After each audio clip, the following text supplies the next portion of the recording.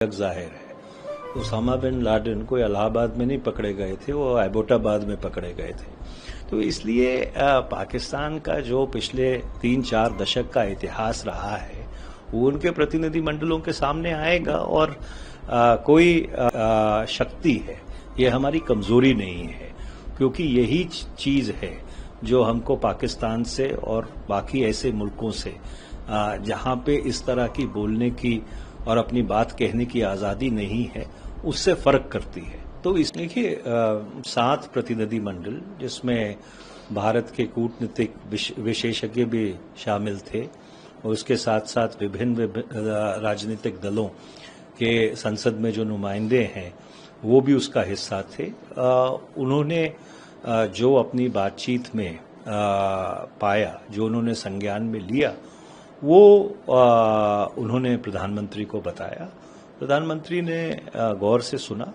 बहुत ही एक informal discussion थी और इससे जो मसौदा अलग अलग प्रतिनिधि मंडलों ने इकट्ठा किया था, क्योंकि सभी लोग 10 दिन बाहर लगा के आए हैं और बहुत सारे लोगों से मिलके आए हैं और विभिन्न स्तरों पे मिलके आए हैं, उस सब का एक जो सटीक सार था वो आज लोगों ने एक दूसरे से भी उसके बारे में बात की, प्रधानमंत्री से भी बात की। सर, प्रधानमंत्री का क्या कुछ संदेश रहा, क्योंकि आप लोग सभी जो प्रतिनिधि मंडल से जितने भी सीनियर लीडर्स गए हुए थे, सब एक भारत को रिप्रेजेंट कर रहे थे आप लोग, और सब देशों तक भारत की आवाज पहुंचाई, आपने पाकिस्तान को एक्सपोज किया। प्रधानमंत्री का क्या कुछ आप लोगों के लिए आप लोगों से बातचीत? देखिए, ऐसा है कि प्रतिनिधि मंडलों ने जो अपनी बातचीत में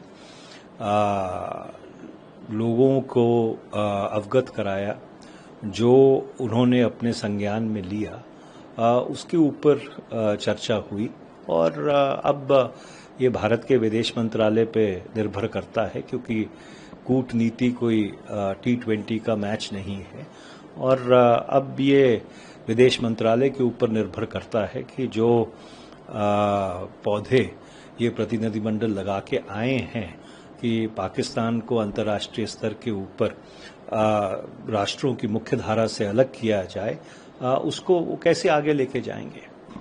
पाकिस्तान ने भी जो है भारत की तरह अपने प्रतिनिधिमंडल बाहर भेजे। यूनाइटेड नेशंस की सिक्योरिटी काउंसिल का जो एंटी टेररिज्म स्क्वाड ये जो कमेटी है, उसका वाइस चेयरमैन पाकिस्तान बन गया। इसको लेके विपक्ष ने काफी हमारे देश में आवाज उठाई है, और इसको कैसे देखते हैं आप? सबसे पहले कि जो पाकिस्तान ने जो भारत की जो कूटनीतिक जो स्ट्रैटेजी थी उसको फॉलो करते हुए पाकिस्तान बाहर। देखिए, पाकिस्तान का जो इतिहास है वो जग जाहिर है। उसामा बिन लादेन को इलाहाबाद में नहीं पकड़े गए थे, वो एबोटाबाद में पकड़े गए थे। जिस डॉक्टर ने उसामा बिन लादेन को पकड़ने में सबसे बड़ी भूमिका निभाई, वो आज भी पाकिस्तान की जेल में है। जिस तरह से AQ खान ने परमाणु वॉलमार्ट लगाया था और परमाणु और मिसाइल टेक्नोलॉजी विभिन्न देशों को बेचने की कोशिश की थी, इसके ऊपर जो सामरिक लिटरेचर है वो पूरी तरह से उस चीज को अपने संज्ञान में लेता है। तो इसलिए पाकिस्तान का जो पिछले 3-4 दशक का इतिहास रहा है वो उनके प्रतिनिधि मंडलों के सामने आएगा। और कोई पाकिस्तान को इस बात पे गंभीरता से लेने के लिए तैयार नहीं है। सर, आपसे क्योंकि आप अगर आज्ञा दें तो मैं राजनीतिक सवाल आपसे जरूर पूछना चाहता हूं कि जब आप बाहर ट्रेवल कर रहे थे तो विदेश में आप लोग बात कर रहे थे, लेकिन देश में भी जब आप लोग गए, प्रतिनिधिमंडल गया, उस वक्त भी काफी जो है नामों को लेकर खासकर आपकी पार्टी में बहुत चर्चा रही, बहुत कई बयानात ऐसे आए जो विरोधाभासी लग रहे थे, और सरकार के बीच में नामों को लेकर कांग्रेस के नेताओं के बड़ा टकराव दिखाई दिया। कई टिप्पणियां डॉक्टर थरूर को लेकर की गई, सलमान खुर्शीद को लेकर की गई। आप लोगों को आपके कई ट्वीट जो हैं कुछ इशारा कर रहे थे, आपने सीधे तौर पर कोई बात नहीं की, लेकिन उसको किस तरीके से पूरे उसको चीज को देखें? देखिए, एक लोकतंत्र में, एक लोकराज में जो सार्वजनिक संवाद होता है, उस सार्वजनिक संवाद में अलग अलग तरह की राय रहती है, और ये हमारी शक्ति है, ये हमारी कमजोरी नहीं है।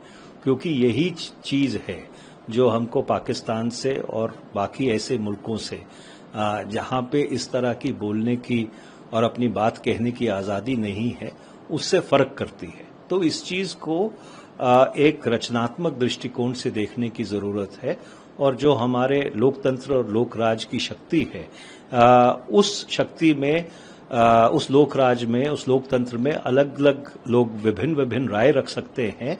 ये एक हमारी स्ट्रेंथ है, ये हमारी एक शक्ति है, और इसलिए ये हमारे कि भारत एक हेल्दी डेमोक्रेसी है, एक वाइब्रेंट डेमोक्रेसी है, यहाँ पे लोकराज सशक्त है, इस चीज की ओर बहुत ही सीधे तरीके से इंगित करता है। लेकिन आपको अपनी पार्टी से कोई जो है खिलाफ नहीं? देखिए, ऐसा है कि हमारा उद्देश्य साफ था। हमारा उद्देश्य ये था कि पाकिस्तान को अंतर्राष्ट्रीय मुख्य धारा से अलग किया जाए। उनकी जो पिछले 45 साल से 1971 से जब भारत ने पाकिस्तान की फौज को शिकस्त दी और बांग्लादेश की संरचना की, उससे ये जो रणनीति शुरू हुई पाकिस्तान की कि वो भारत को हजार घाव देगी, उससे लेके आज तक जो भी पाकिस्तान के नापाक मंसूबे रहे हैं, उसकी सच्चाई लोगों तक पहुंचाना थी। और हमारा जो लक्ष्य था या हमारा जो टीचा था, वो उसी के ऊपर केंद्रित था।